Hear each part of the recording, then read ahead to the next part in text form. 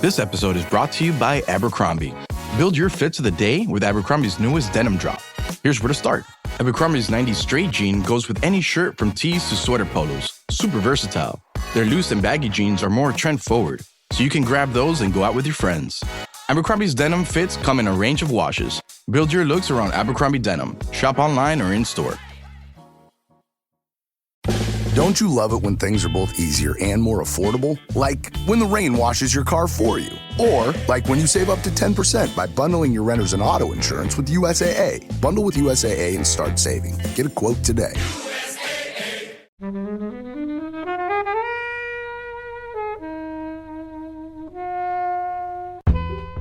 You know, what they do is they say, oh, we've got to see the tits. Yep, those are the tits. And you're like, well, good, we've all acknowledged the thing that we all know, that sometimes you see boobs and you've used it as an excuse to see boobs. You see boobs and then immediate death. That's kind of how it works. Hello, everyone. Thanks for listening today. In our studio, we have Zac. Hello.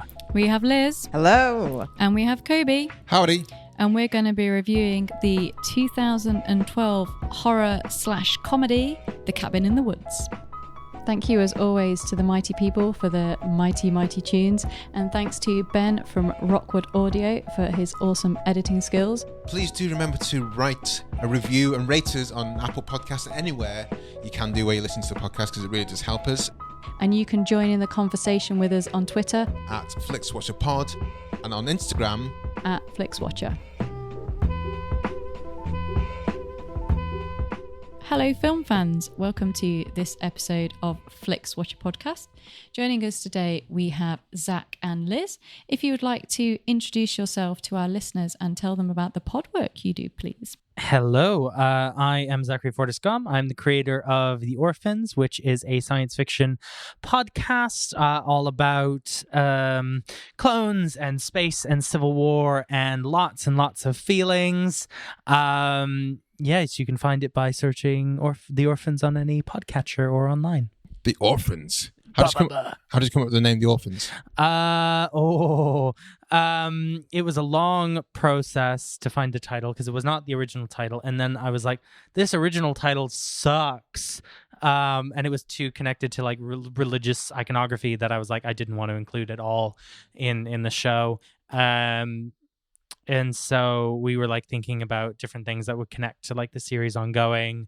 And we stumbled upon The Orphans as a connection to Orphan Black, if that makes sense. Yeah, with a TV show on Netflix. Yeah. And who are you?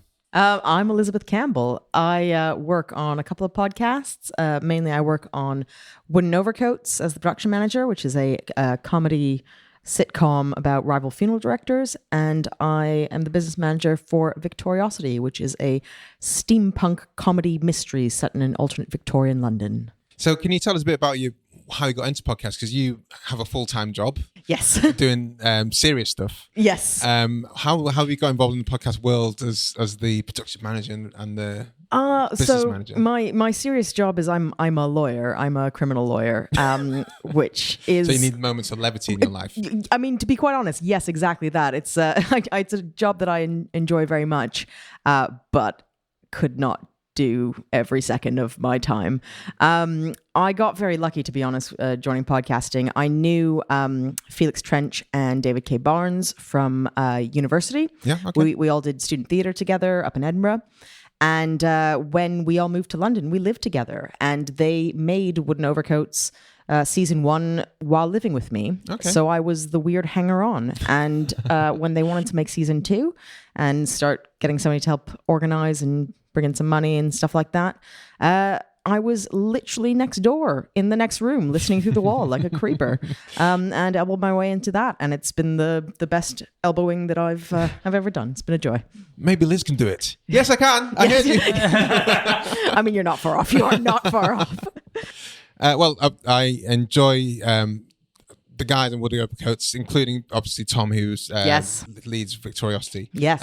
All great bunch of guys, and we really do really hold them in high esteem, especially because Tom and Felix in particular came on to were the first recordings for Flixwatcher without us actually having released an episode. So they're kind of like replied to a want ad on Facebook. Forging the path. Yeah, exactly. And we've since had many, many others. Yeah, I think you're potentially the last. Well, there'll be some cast. Belinda Lang. We've not had her on the show. I don't think you'll get Belinda Lang. We might get Belinda. Well, not in person. We've been told. We've been warned. No. Yeah. But have you met Belinda? Because she doesn't turn up. No, Yeah. she plays Madeline, the narrator, and because she's got isolated parts and she's so busy and important, and we got very lucky to have her. She always records her lines separately. So Andy and John, our producers, have met her, and the rest of us, I don't know. It could just be Andy Goddard doing a voice, and we'll never know. I wouldn't put it past We him. never know. Just claiming it's Belinda Lang. Yeah, be like, oh yeah, Found I a know. picture on the internet. He's like, yeah, Yeah, they'll never that's it, realise. yeah. They'll never work it Oh out. yeah, go Do some Belinda. Photoshop. Put the script name Yeah. in. Okay, so we're going to be talking about The Cabin in the Woods, which Yes. is your choice, Zach. Yes, it is. Can you tell us why you chose it for us, and also you got 2 minutes for a synopsis, no more, no less. Great. So No, I chose. You got less. So I chose this film because it is, I think it is a turning point in horror in the current generation, the current remit of horror. We've been very lucky to have such a renaissance in horror with franchises like The Conjuring have really changed horror, and you have It has come out, and that's a massive success. But I do really think that The Cabin in the Woods, because of how it redefined the genre, has really allowed for this kind of renaissance of horror to come about. And to tell you a bit about the film, it is essentially a movie that juxtaposes a B-movie horror of a group of young kids who go up to a cabin in the woods, juxtaposed against the people who are performing a ritual, a very technologically informed ritual, to kill them. Yes, and controls their fate through the medium of horror film. What are your thoughts on Cabin in the Woods, Helen? So I saw this at the cinema, and to us, I was massively disappointed with it. I really was really expecting a lot more from it. So I'm quite a big horror fan, and I think I was expecting another Scream, possibly. There's things about it that I really like. I really like kind of the sort of setup and that they're being watched. But I think once it gets to the bit with the bloodlines and that, I kind of I lose it a little bit. And I think for me, they try and fit too many slightly odd things in it, and I kind of would have been just enjoying it for the sort of conjuring up the destiny without, like, I still don't really work out what happens at the end. World Angry ends. gods take over the world. And that's because they didn't get the right amount of blood in, or they did get the right amount of blood in, or so what it is it's not about the blood, it's that they're performing a ritual, and that a certain number of them must die in a certain way, and that will appease the gods. They are a sacrifice, and if it's performed in the right way, they will agree to stay dormant and remain. The 4 archetypes, well, 5 archetypes. The virgin is an optional death. They have to kill one of each to appease the elder gods, basically. Or they will come back. And they don't. And so the elder gods come and blow up the world. Yeah. No sequels. Yeah. well, I would very much like to see more exploration of this world. They set up such a lovely kind of world that you see only glimpses of. And I do think there's room for a Cabin in the Woods TV series. What are your thoughts, Liz? I both agree with Helen, and in fact, will one up that. I have been massively disappointed by this movie twice. The first, so because I used to like, kind of the schlocky horrors in the 90s and Scream, and I Know What You Did Last Summer, Final Destination. There was a whole genre. And to be honest, I haven't really seen much horror since then, but I used to watch a lot of those. And I really like Joss Whedon. Buffy is one of my, all-time best shows. Yep. And I was really excited. And I knew what the premise was. I knew, it was a piss take of those kind of movies, and that the concept was being controlled by the secret organization, and all of these people are being kind of forced into the tropes that we see. And I thought, that sounds clever. oh, it's going to be, we're going to have a movie, and then subtly we're going to see them discovering that they're actually all being controlled into doing this. And it wasn't that. And in many ways, I suppose it's my own fault for getting my hopes up. But the thing is, the twist from minute one. It starts in the office, so it's not a twist. It's just a premise, which. Sure. Well, that's the main twist. Yeah. Sorry, there's the premises, but there's the twist with the kind of the gods. I think. Yeah. There's a twist where they break out of the mold, and I think that's fair. But I assumed that it was going to be a kind of clever build up to a reveal that this is actually a controlled thing. Again, maybe that was my own fault for thinking it. But so I got that in my head. I saw it the first time, and it's good. I like it, but I was disappointed because I thought it was going to be a bit clever. And then when Zac suggested this movie, somehow in my brain I thought, oh yes, I remember that. That's really clever. And then I watched it again and I go, oh no, I've done it again. I've assumed it was a different movie. And it's fine. I thought it but not would as have good. got better. I thought maybe I just missed things the first time around, and maybe it will be the film that it said it was going to be to me. I think watching it back with a bit more of a fine-tooth comb, I think also my fundamental problem with this is, again, it's good, it's funny, I like it, but it could have easily been so much more. There's a lot of really good ideas that they just kind of state and then quickly abandon, and you kind of think, no, just follow that through. That was good. Like what? Well, luckily I've brought a sheet of notes. I think one of the big thing. I mean, possibly before I get into this, does Kobe want to tell us what he thinks of this movie? Sorry. Go to your main beefs. Well, I think it sets up some really good concepts about the rules, the things that we'd recognize from these movies, the archetypes being kind of the big one. There's the virgin, the whore, the scholar, the soldier, and the fool. And yes, it's true, and that comes back in. And part of the movie is that they are all manipulated to becoming those archetypes. They aren't that at the start, and they become manipulated.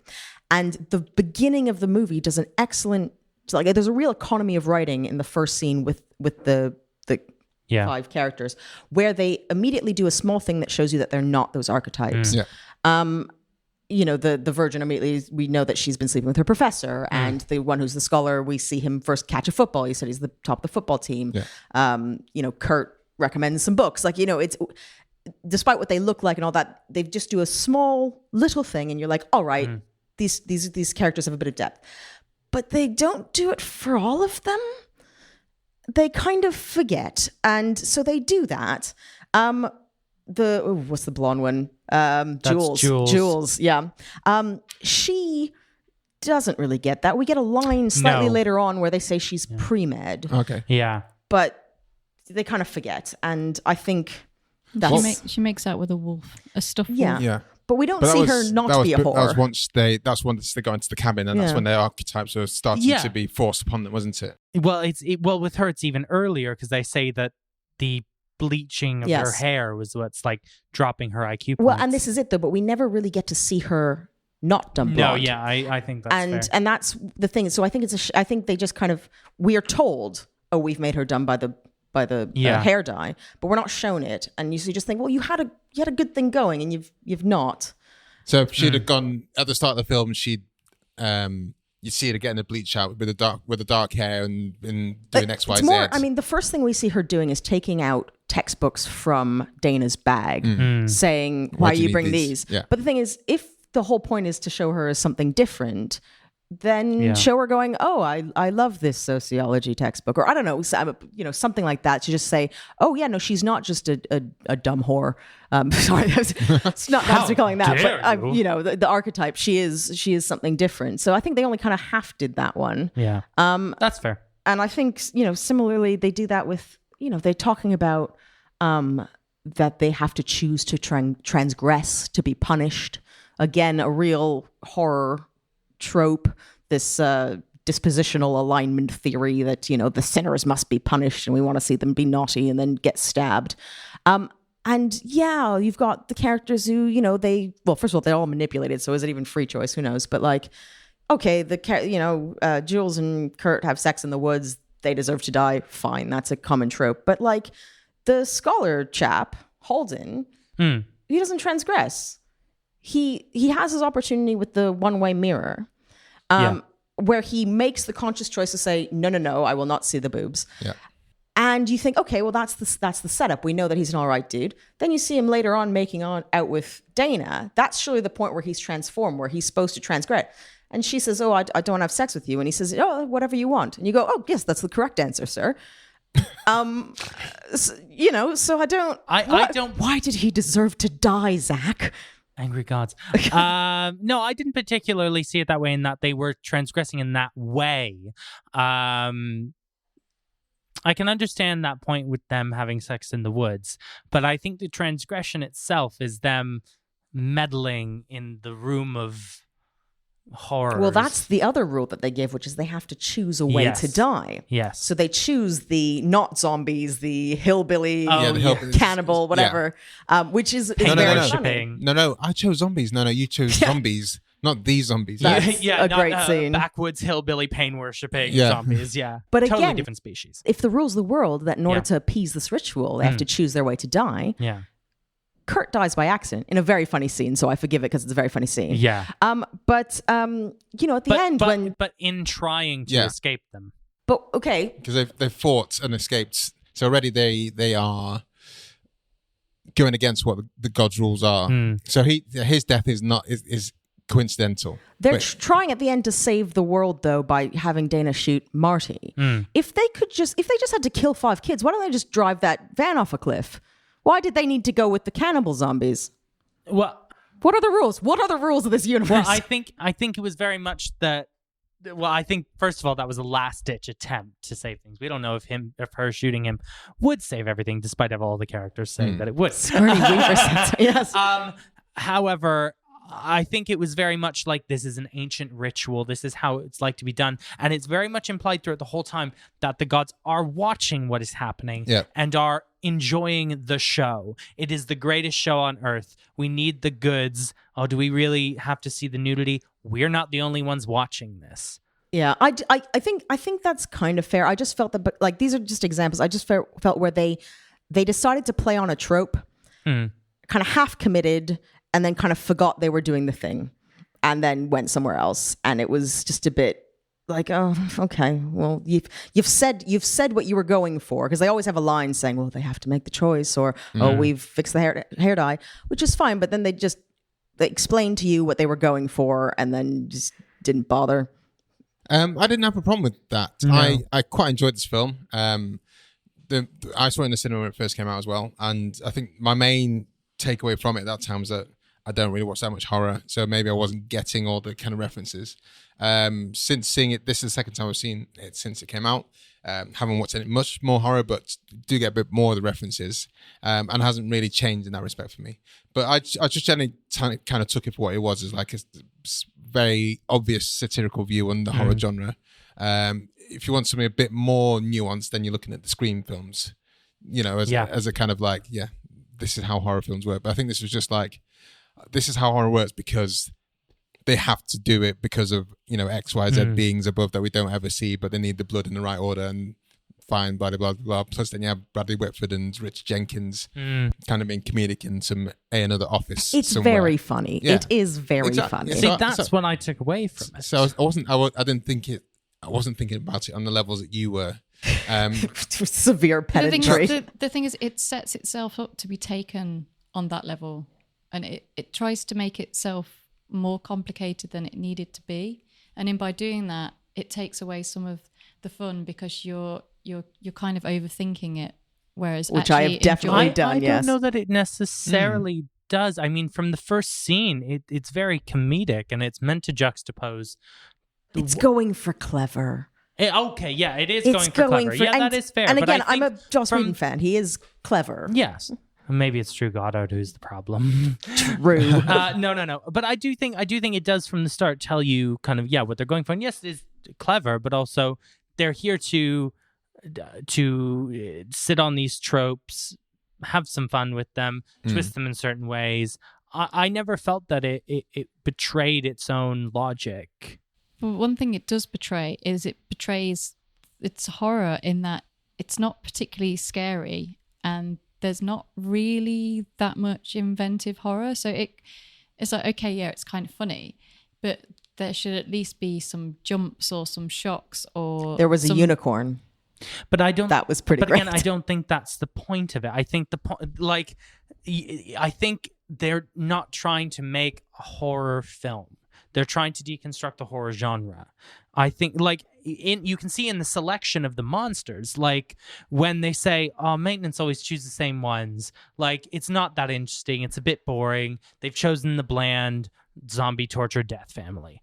I think they're making a point of saying, like, this is the standard B-movie horror. They're not trying to make the new face of horror. They're trying to take the genre, deconstruct it, and show you the tropes. And they really want to peel back the layers of it, peel back the horror of it, and just show you what's working, what are the cogs inside of this. My only main issue with this is that it's a bit too obvious with what it's trying to do. Like when the Virgin, quote unquote, I can't remember the names. I'm not going to learn them. Dana, Virgin. They're archetypes. That's the point. Yeah. They don't need names. When, a common thing in horror films is that they use a weapon that's reusable. Well, keep hold of it. And then have the shock. They give her the shock so she drops it and, forgets about it straight away. So it's things like that. I was just like, okay, well, they're just going to explain the pheromones in the mist outside, which means we're driving crazy, which means they have to have sex outside inappropriately in an unsafe place. And I just took it as like face value. They're just kind of going, that's why all those things, which people who, like someone like myself, who doesn't really like horror for reasons such as, that's a dumb thing to do. Why are you going to separate out? You should keep in a group. Like those kind of things. So I just took it as a non-horror fan going, yes, that is stupid. I'm glad someone's acknowledged that. Let's move on to the next thing. I agree. And that's why I perhaps as a, I think that's perhaps why I liked it more, because I was just going, yes, you've acknowledged that's a stupid thing in horror.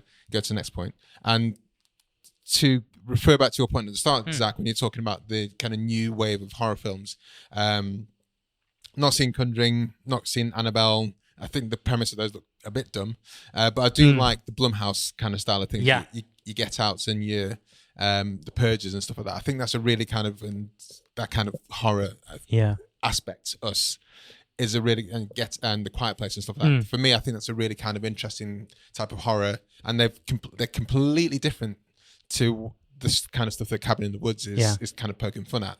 And I think that's probably why they appeal to me a lot more than the Evil Dead, Dawn of the Dead, what's the one with the spike head, pinhead one? Hellraiser. Yes. That Cabin in the Woods is alluding to. Well, I think Cabin in the Woods is the reason why I think there has been that shift in the horror genre towards things that are so different, or if they're doing a retread of something else, they give it a more modern twist. They give it more depth because modern audiences have seen this and they're not going to respond as well to just the same tropes over and over again. See, possibly, I think realistically things like weirdly Scary Movie, the sequels let us never acknowledge, but the first Scary Movie, for all of its, there's a lot of kind of gross out humor and real silliness, but like this is it. If they're going for comedy, that was just a real, rip of all of those movies. And it was really well done. I do think this one was while it's funny, was trying to be more intellectual about it. Yeah. And I mean, to be honest, I couldn't tell you the time frames of like when these movies started shifting, but I think, I don't know if this came out right before the superhero trend. Yeah. So Chris Hemsworth got cast as Thor during filming of this. Yeah. right. Was that then? Because Thor came out before this. No, Thor came out. So they filmed this in 2009 Yes. and it was delayed and only released in 2012. MGM Came went out bankrupt. after. Yeah, because the studio went bankrupt. Whoops. But one of the reasons I think we're getting different horror, not to get too nuances, they're spending all their money on the superhero movies, and a lot of horror is actually really cheap to make, or the horror that we're seeing now, which is really psychological. I don't know if this movie was enough of a teardown of the old tropes to have changed the genre. No, I don't think it's single-handedly responsible, but I do think it was a massive contributing factor because it's a very popular film and it was very popular on home video as well.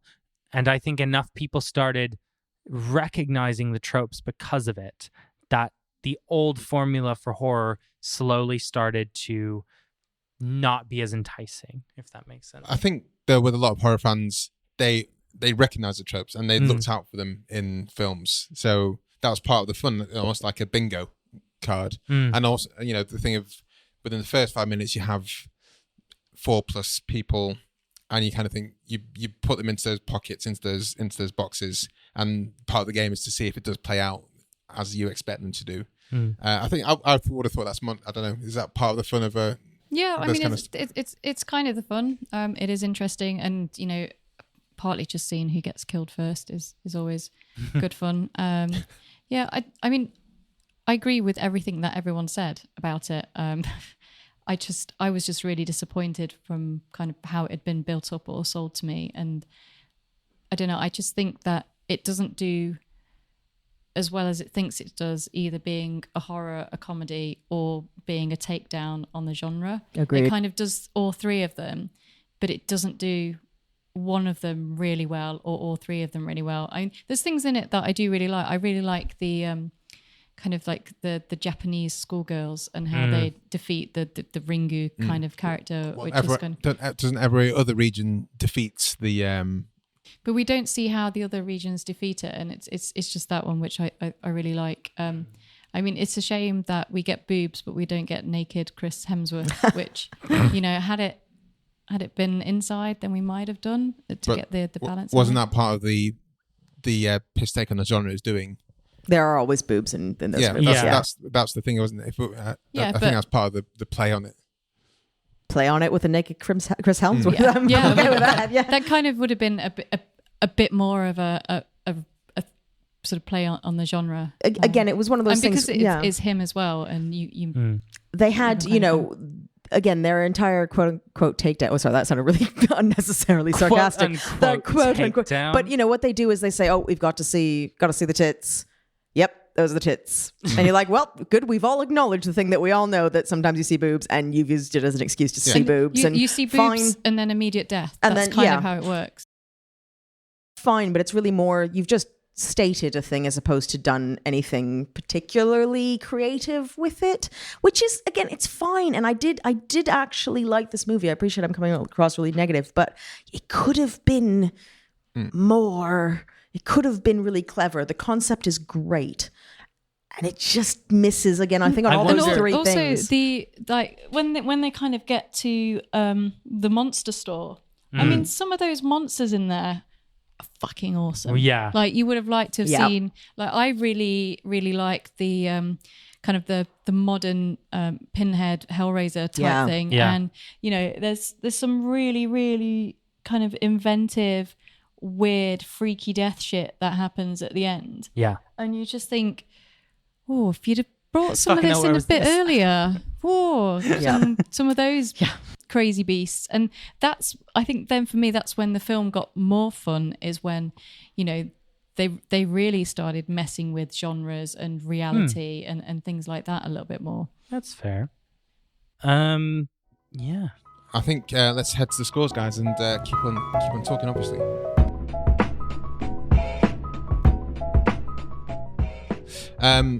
This was... Girl, you have got to try this Laneige lip mask. Trust me, my lips needed that love. Love these vanilla vibes from Kayali. That top note is just so smooth. Smooth and stunning. That's what you get with this K18 hair mask. Those brands everybody's talking about, they're at Sephora. Discover the hype with the hottest names in beauty, including Laneige, Kayali, K18, and Rare Beauty. Only at Sephora. I think this is Drew Goddard's first directorial film. Yes, he then went to create Daredevil and then direct Bad Times at the El Royale. Is he in charge of Daredevil? I think he was. Which one? The Netflix. Oh, no. Yeah. But no, I do think he was only responsible for like maybe the first half of the first season, and then he fucked off. Well, he was the Cloverfield writer. Is that right? Yeah. He also wrote the script for the definitely not happening anymore Sinister Six movie. Wow, they're still going. No. They're not anymore. Not now that Tom Holland's on the scene. Now, I was just thinking in terms of direct. I've known his name's loomed large, typically with Joss Whedon. Joss Whedon, yeah. Josh. But he's only actually done this and a few episodes of The Good Place and Bad Time. So I was quite surprised. I just assumed his name it was loomed so large that he directed the film. So this being his directorial debut was like. Well, he was a writer. Yeah. So he was working alongside Joss on all of the Buffy. Alias and Buffy and Angel. Yeah, he did season 7 of Buffy, as where I had First heard about him. And yeah, I mean, it's. I think it's directed well. I don't think that's the problem. I really love all the things that I love Bad Times at the El Royale. I think it's really, really well done. And, obviously Chris Hemsworth. I am wondering if the issues that you guys are feeling with it comes from the writing process, because they wrote it over a weekend. Yeah, really, that is the extent of a second draft. Yeah, maybe you should just been in that hotel room and just been like, "What's the theme?" That is. Zac and I have written together. Listening in next door. When I say written together, I mean Zac's done writing, and I've sat next to him shouting, "What's the theme of every scene?" It's very helpful. I think it is extremely helpful. You know what? I'm not even being sarcastic. So yeah, Zac. Yes. Recommendability score out of 5. I honestly would give this a 5 out of 5. I really, really enjoyed this movie. I'm sorry that you guys don't, but I would recommend this movie. Liz. I would still recommend this more than I wouldn't. I think it is good. I would probably give it a 3.2. Helen. Yeah, I mean, there's a lot of things I enjoyed about this, and I think at the time it was pretty much probably one of the best horror films to have happened at the right time. But it's more that I was promised much more than I felt was delivered, and I just think, I know it's really hard, but Scream is just like one of the best films ever, and what they did is nowhere near as what they were trying to do. Fair. Which kind of unfair on Cabin in the Woods, but they did kind of promise that. And also I think if you think this is like the best film ever, but you've never seen Scream or you've never seen Cube, then you should definitely watch those ones. Scary Movie 1. Do you think I wouldn't even really class this as a horror? No. I'd more class this as a, in the same way I wouldn't class Airplane as a disaster film. It's like a piss take of a disaster film. It's not quite a horror. It's not quite a comedy. It's not quite any of these things. Yeah. I mean, if you're saying from a horror point of view, there's really not that much great horror in it either. The monsters at the end are the best horror thing about it. But yeah, if you haven't seen this and you're kind of curious about it and you kind of like horror generally, I'm going to give it a 3.5. I'm going to go for a 4 here. I really did enjoy it in the cinema. Sorry, I'm putting my score in the wrong place. 3.5 for Helen. He's fixing the scores. Yeah, it's hard work working a spreadsheet. I'm going to give it 4. I think it's a good film. Interesting ideas. Maybe it doesn't stick the landing, or the landing's not the way it wants to go. But I like the way it goes. It kind of has the explanations for stupid things. I refer to as stupid things in standard horror, and kind of makes me go, and there's a bit of a release. I feel vindicated for all those other ones, and also kind of sets the mark in the line for the stuff that I like horror-wise going forward. So I'd watch it. I'd recommend it to a few people who say, should I watch this? Yeah, watch it, and let me know what you think afterwards. Yeah. Repeat viewing score.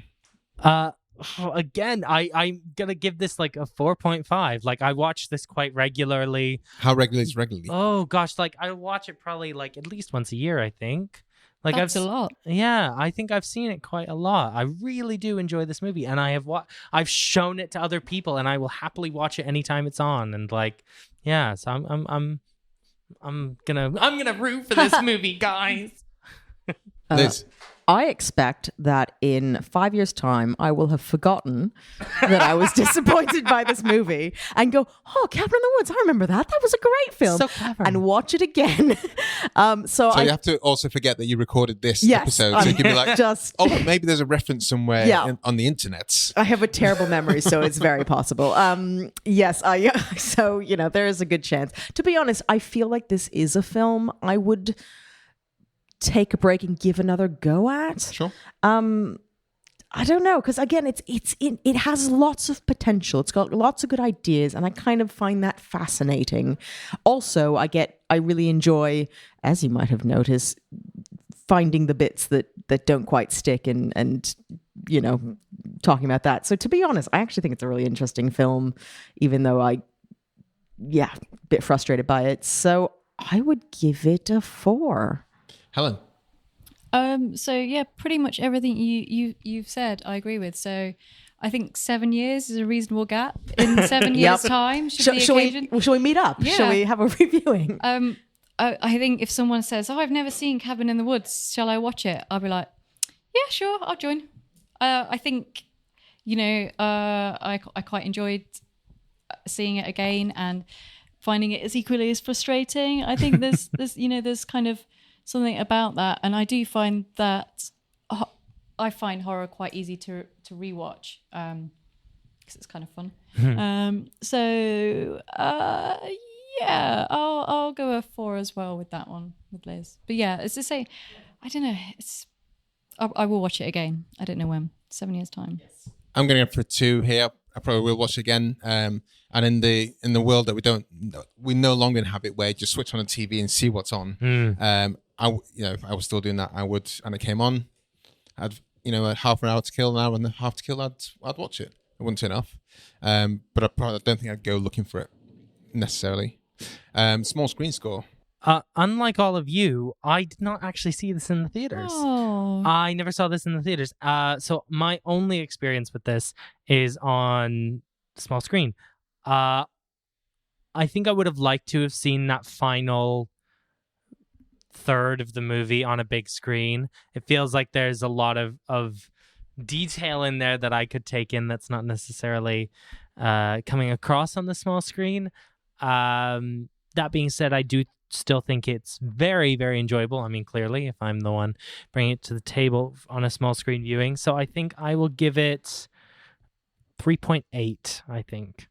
Decimal places are infectious. I kind of agree in that I think it translates all right to a small screen, but I think that last third when they're in the facility and all the even that panning shot, that great panning shot where you see all the cubes with all the monsters in it.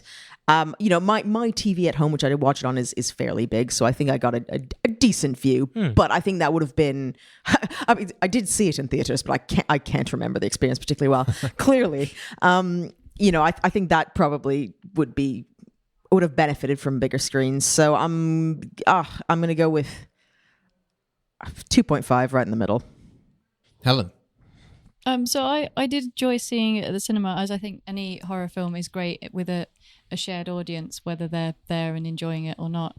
And seeing the two bits, like the monsters and the cubes, and also the demise of Chris Hemsworth. I mean, it's great to kill off one of your biggest stars relatively early on. I don't think any of them were stars. I think the biggest stars were Bradley Whitford. But when it came out, Chris Hemsworth Thor had already come out. So even though it was made before, we all were like, "Oh, it's got Thor in it. He's going to survive. He's got to, because he's a big name." So, in regardless of what order it was filmed, it was released after Thor. So he was, the big name in it, and it doesn't survive to the end. Spoiler. So such a good scene. It is a great scene because it's so bonkers and absurd. But the thing is, something's going to happen with the bike because they've made it obvious that there's a bike in it. Well, watching that whole time, he says like, "I'm going to come back," and you're like, "Yeah." But you've seen in the movie like already that there's a fucking force field there. Like you as the audience know this is going to fuck up, but just seeing their commitment to it. Yeah, you're like, he might survive. Yeah. No, it's a good scene. It's a good scene. But also, I think it does kind of work well in the home. And, you know, if you've never seen it, it is on Netflix and it's good. So I'm going to 4. Yeah, small screen score. I don't think I got much for the cinema. Yeah, I'm going to say a 4 as well. I think I can't really remember seeing it at the cinema. Seeing it as like I need to see this right now. It's just like, this is the film that's out this week. So I'm going to make sure I get to it. If it was out now, I'd probably think, I'll probably just wait until it comes out. Zac, engagement score. And I watched this movie in 2 sittings. And when I had to break off the first time, I was very annoyed that I had to, because I had to go do something else. And I was like, I want to keep watching. I want to see what's happening. I've made an hour in. I want to see the rest of this now. I've committed. So I was clearly very engaged, still an hour into the movie. So I'm thinking that I'm probably going to give it a 4.25. Liz? I agree. Actually, give this high engagement. I think, it was interesting. I wasn't bored. The only thing I would say is because I think, again, this is maybe my own expectations, because I thought there was going to be, a reveal and a twist. I was waiting for that, that moment when you go, oh, I see what's happening, which, didn't really happen. So I think there's a slight kind of the personal sadness on that. Sounds like you both had like weight of expectation there that wasn't really presented. Well, I think because the concept lends itself so well to that. I think what we were assuming. I don't think we were assuming that out of the blue. And I think that would have made it. When I obviously redirect the remake. When I've forgotten about this movie in 7 years. We should make a film about... Listen, there's a hut in the woods. Yeah, there's a hut in the forest. And it turns out, so I think... Cabining. There's no that, but I think it is a movie I was not bored watching through. I would, go Zac, go with 4.25. Cool. Helen? So I just wanted to say that we talked briefly about the TV series. It would be kind of cool because they could have... Which TV series? For this potential... So each episode would be a different... one of the scenarios from around the world, and they could bring back the monsters, and it would kind of... Did I miss a conversation? So we just did I very briefly said that I thought that, because of how it ends, they've kind of famously said there won't be any sequels to this. But I would love to see more stuff done in this world, because like you said, there was so much potential. Yeah. Both of you said there's so much potential in what they made. Well, weirdly, a thought of mine. So I also, I just watched Stranger Things before I watched this. And it actually had been a while since I just watched a movie. I'd been watching a lot of series. And I think one of the reasons why it just kind of stated what it was doing and then never actually finished an idea was they didn't really have the time to develop it. And I think that, if this was a Stranger Things style many episodes, you could really have that reveal and that build and the playing with all the interesting ideas that they raised a bit more. So that was a thought I had actually while I was watching it. Should be longer. Yeah. So do you guys think this concept of a TV series, would it be an anthology each set in the universe, or would it be a continuing story following the same characters and watching them perish or survive each oncoming new task per episode? So my idea, please don't steal it, would be that there would be the different scenarios across the world, and they would all be happening at the same time, but each episode would be those scenarios. So an anthology aspect. Yeah, and but then the kind of, there would be in each one, the order would be slightly broken, and then those survivors, like there might be one survivor who was meant to die first, they all end up meeting in kind of like this sort of basement or similar setting, and then there would be some kind of climax / weird shit going on there. So I think that would be kind of interesting. And with each setting, so one of the films that I really, really, really like is Westworld, which I kind of think the film, not the TV, but that is a kind of a horror set in a Western setting. So they could have a really interesting idea of these different setups that are not necessarily going to a cabin in a horror in the woods. It could be that, they're going on this specific thing, which then turns into a horror, and they bring in different kind of horror aspects into those kind of scenarios, which I think they kind of sort of do a little way.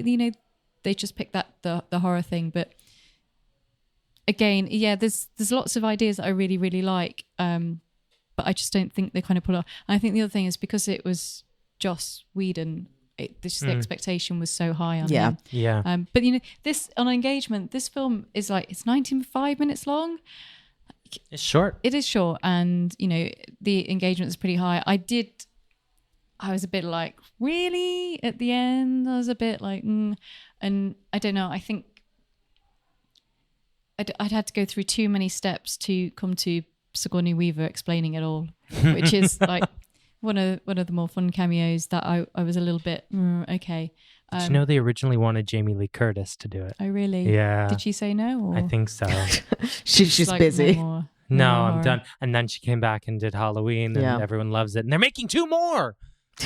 Is that a good They're thing? making 2 more. They're making because them money. back to back. So engagement score? So yeah, I'm gonna go for 4. Yeah, I'm going to go for... I think first time watching will be higher.